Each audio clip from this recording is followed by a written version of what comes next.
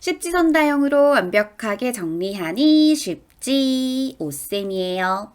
오늘은 두 번째 시간이고요. 정답 3개입니다. 적절한 거 3개 골라보세요. 첫 번째는 우리 지난 시간에도 했던 것처럼 한글 맞춤법과 관련되어 있는 선지를 가지고 와봤습니다.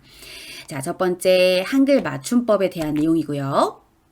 급급이라고 적혀 있는데요. 이가 들어갈까요? 히가 들어갈까요? 이 둘 중에 하나를 골라주시면 돼요.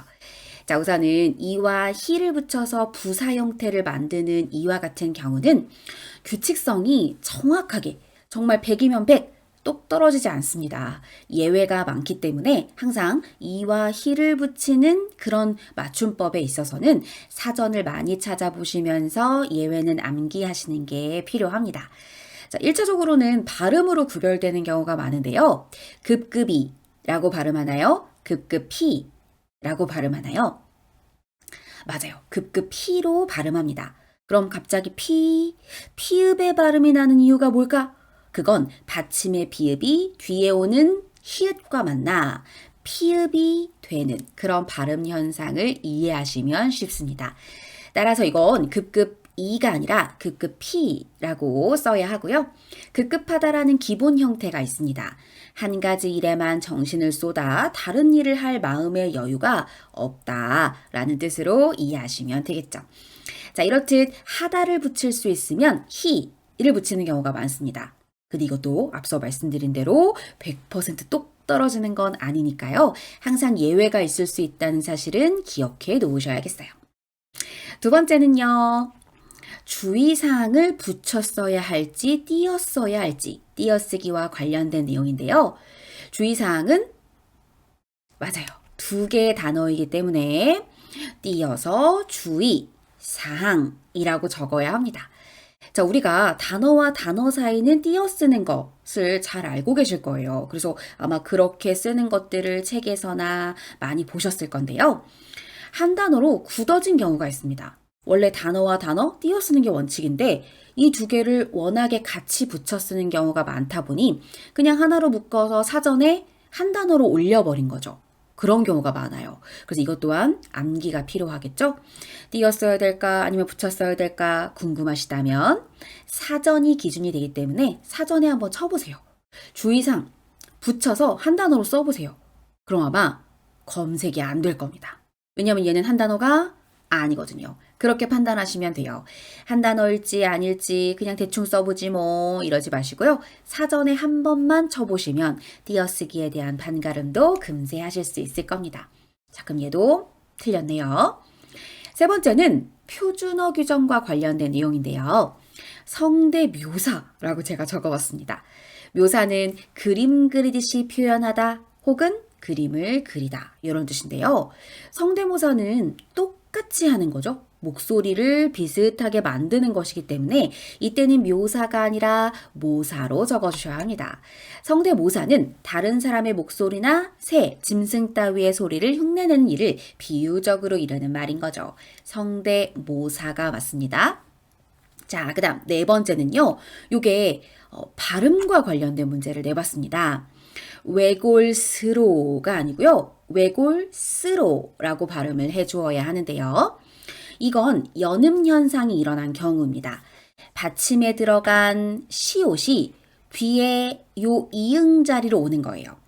첫 소리에 들어간 이응은 음가가 없기 때문에 그 자리는 앞에 말의 받침이 그대로 연결되어서 발음되는 경우가 많습니다. 다만 시옷은 쌍시옷으로 된소리로 발음된다는 점을 기억해 주셔야 돼요.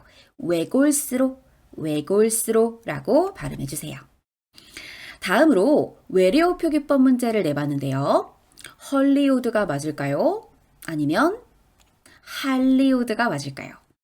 정답은 제가 표정으로 알려드린 것 같은데요. 할리우드가 맞습니다. 이런 경우들도 역시 발음 기호 하나하나를 다 분석하면서 지금 확인할 수 없기 때문에 자주 시험에 나오는 것들을 암기할 수밖에 없고요. 할리우드 같은 경우도 뭐 시험뿐만이 아닌 우리의 일상생활 속에서도 많이 만나는 단어잖아요.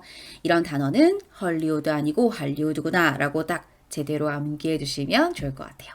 와, 1번부터 5번까지 선지가 다 틀렸어요. 그쵸. 아마 요 6번부터 10번까지 해서 적절한 3개가 나올 것 같은데요. 첫 번째는 한자 성어에 대한 내용입니다.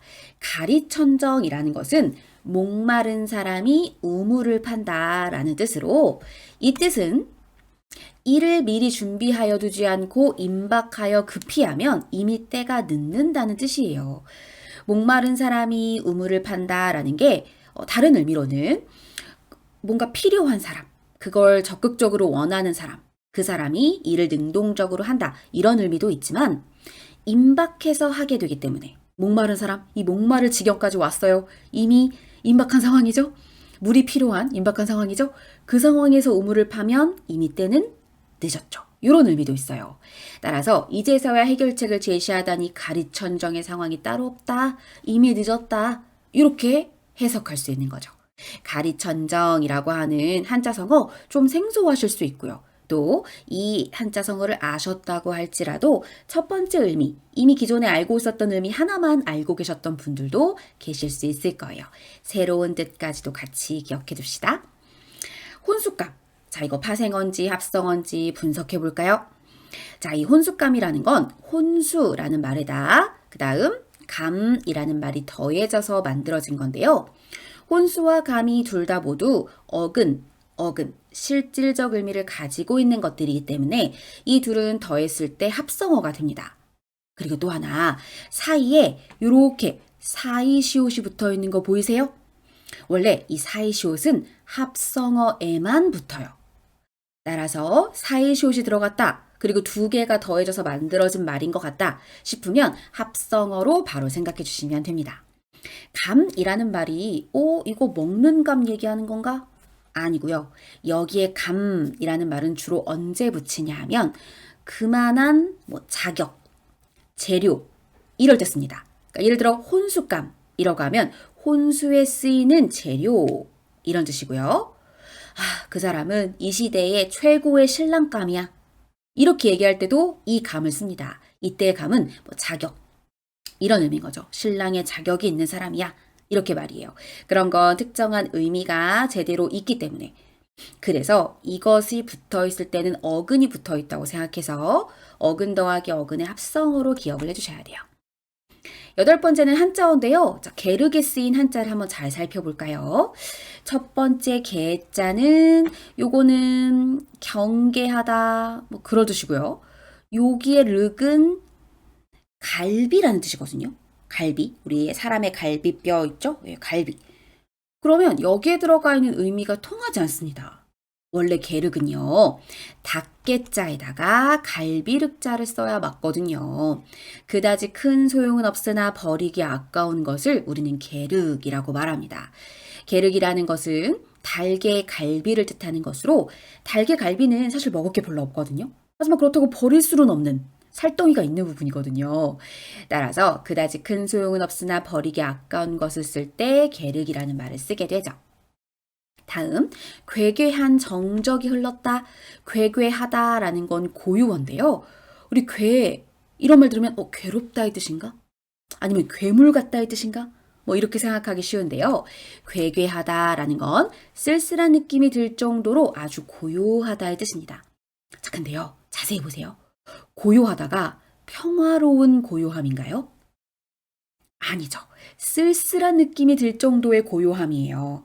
그러니 고요한 것도 사실 긍정적인 의미가 있는 것과 부정적인 의미가 있는 것으로 나눌 수 있는 거죠. 이때 괴괴하다는 부정적 의미의 고요함입니다. 마치 뭔가 불길한 예감이야. 큰일이 벌어질 것 같아. 이런 느낌이 드는 이런 상황을 괴괴하다고 하는 거예요. 그 점을 기억해 두시면 좋겠죠? 마지막으로 인꼬부부. 인꼬부부는 원앙부부로 순화하기로 약속했습니다. 국립국어원을 주축으로 하여서 우리가 인꼬부부와 같이 일본어의 잔재가 남아있는 말들은 우리말로 순화 혹은 좀 쉬운 한자어로 순화하는 정책들을 펼치고 있거든요. 인꼬부부 아니고요. 원앙부부로 쓰는 것이 맞습니다. 자, 이렇게 해서 우리 적절한 거 3개 골라봤습니다. 6번, 9번, 10번. 이 내용들은 모두 옳았고요. 나머지 것들, 잘못된 것들 하나하나 고쳐보시면서 오늘의 루틴이 되는 국어 공부도 잘 마무리하시기 바랍니다. 도움이 되셨다면 좋아요 눌러주시고요. 구독도 해주세요. 여러분 모두 오늘 공부하느라 고생하셨어요. 안녕.